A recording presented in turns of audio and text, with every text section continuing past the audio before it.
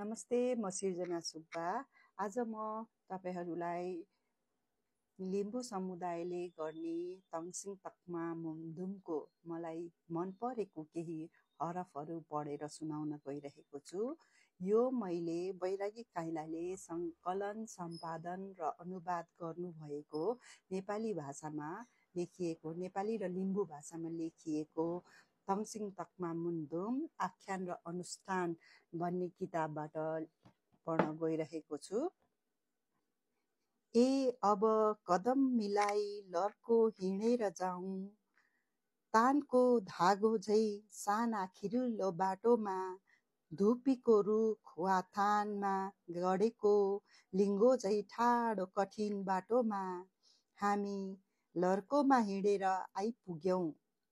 अब कदम मिलाई लर्कोमा हिँडेर जाउँ, चौतारा भएको ठाउँमा ढुङ्गाको सिँढी मिलाएर लाउँदै हिँड्दै माथि नै आइपुग्यौँ। पानी भएको, पानी उम्रने अप्ठ्यारो बाटोमा हामी लर्कोमा हिँडेर आइपुग्यौँ। अब हावापानी सरसर चल्दैछ, पानी पनि झरझर पर्दैछ। अब नानी केटाकेटीहरूको अवस्थल खेल्ने स्थान, अब नानी केटाकेटीहरूको अवस्थल खेल्ने स्थान पङ्जिरी पाङवादेनमा नानी झै खेल्नु र अलमल नगर्नु है। सज्जन पुरुषका तङसिङ, भद्र नारीका तङसिङ, उनका मालाहरू जुन घामले झै ढाकेर कदम मिलाई लर्को हिँडेर लैजाउँ है। यो चाहिँ मेन्छायाम डाँडा पुग्न अघि पङ्जिरी पाङवादेन भन्ने ठाउँमा पुग्छ, जसलाई चाहिँ केटाकेटी अथवा शिशुहरूको अवस्थल भनिँदो रहेछ। र त्यहाँ पुगेपछि चाहिँ केटाकेटीहरूको जोखना हेर्ने, उनीहरूको चाहिँ राम्रो होस् भनेर स्वस्ति शान्ति गर्ने, पूजा गर्ने रहेछ। अनि त्यसपछि अब आउँछ अब डाँडाहरू काट्यौँ है, डाँडाका टुप्पामा पुग्यौँ, खोप परेको सेपिलो कुनाकाप्चा उकालो बाटो। यो तरुणी किशोरीको शिर उठाउने अवस्थल, तन्देरी युवाको शिर उठाउने अवस्थल, तरुणी तन्देरीको क्रीडा स्थल र उनीहरूले गीत गाउँदै बस्ने चेप्टो र ठुलो घोप्टो ढुङ्गामा अब कदम मिलाई लर्कोमा हिँडेर आइपुग्यौँ। अब यो चाहिँ मेन्छायाम डाँडा आइपुगेपछि चाहिँ किशोर र किशोरीहरूको अवस्थल पुगिन्छ। त्यहाँ चाहिँ उनीहरूको चोतलुङ उठाउने, शिर उठाउने काम हुन्छ। अब त्यसपछिको हरफ छ अब तरुणी र किशोरी सङ्गिनी मितिनी, तन्देरी र युवा मित्रहरू मितहरू, तिनको मुहारको लाज राखौँ। उहिले बैसमा खेले जोबन खेलाए, छेलो हान्ने ढुङ्गा उचाले खेलाए। आज जोबनको फुल ओइलाउँछ कि उनीहरूको, छेलो ढुङ्गो उचाल्न नै नसक्ने हो कि उनीहरूले।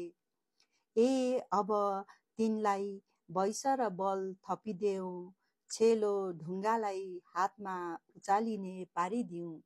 अब यो मेन्छायाम डाँडामा पुगेपछि चाहिँ खास गरी केटाहरूले चाहिँ छेलो हान्ने काम गर्छन्। छेलो खेल्दाखेरि चाहिँ केटाहरूले चाहिँ त्यो छेलो ढुङ्गा उठाउनु सक्नुपर्छ। यदि बल पुगेन भने चाहिँ उनीहरूसँग शरीरमा बल छैन भन्ने बुझ्नुपर्छ। र त्यहाँनिर पुगेर चाहिँ देउतालाई चाहिँ अब बल माग्ने काम चाहिँ गरिन्छ। र केटीहरूलाई चाहिँ अब यहाँनिर भनेअनुसार चाहिँ बैस थपिदेऊ, राम्री बनाइदेऊ।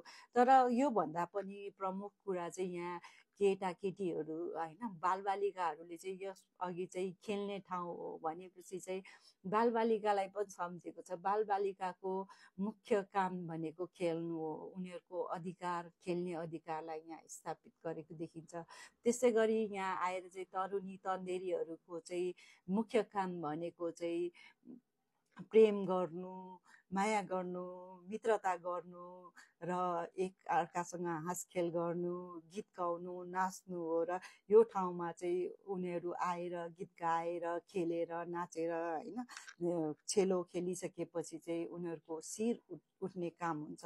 त्यसरी शिर उठाउनु पर्छ भन्ने कुरा चाहिँ गरेको छ। र त्यहाँ चाहिँ त्यो त्यसकारण पनि यो मेन्छायाम डाँडा एकदमै महत्त्वपूर्ण छ, किनभने यो किशोर किशोरीहरूको चाहिँ एउटा क्रीडा स्थल हो भनेर यहाँ मुन्दुमले भनेको छ।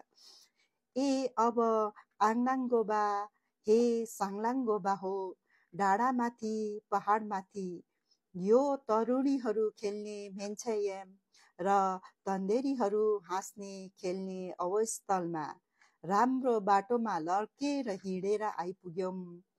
कल्याण र रक्षा पूजा अनुष्ठानको क्रममा अब हामीहरू थकित भएर आइपुग्यौँ।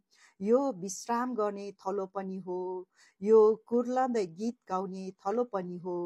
अब केही बेर बिसाउँ, प्राण समेटौँ, कुर्लँदै गीत गाउँदै बसौँ। अब यहाँनिर चाहिँ फेदाङ्माहरूले चाहिँ अनुष्ठानलाई केही बेरको लागि रोकेर यहाँनिर चाहिँ गीत गाउने, हाक्पारेहरू गाउने गर्छन्, किनभने तरुणी तन्देरीहरूले एक खाले गीत गाउँछन् होइन, खास गरी तालामहरू गाउँछन् भने बुढापाकाहरूले चाहिँ हाक्पारेहरू गाउँछन्। अनि त्यसमा चाहिँ फेदाङ्माहरूले रेस्ट गरेर अब गीत गाउने, किनभने यो चाहिँ खास गरी सोलको जर्नी हो कि आत्माको जर्नी हो। यसमा चाहिँ फिजिकल्ली जाँदैन, तर आत्माहरूलाई चाहिँ त्यहाँ घर परिवार जसको अनुष्ठान गरिरहेछ उनीहरूलाई चाहिँ उनीहरूको आफ्नो अवस्थलमा पुर्याएर त्यहाँनिर पूजाआजा गर्ने, उनीहरूको लागि स्वस्ति शान्ति गर्ने काम गर्छ। त्यसकारण योहरूले चाहिँ बच्चालाई, युवाहरूलाई, तरुणी तन्देरीलाई पनि ध्यान दिएर लेखेको देखिन्छ।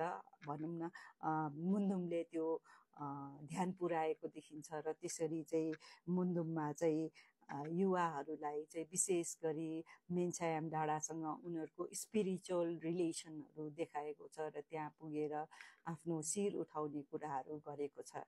आजलाई यति नै, धन्यवाद।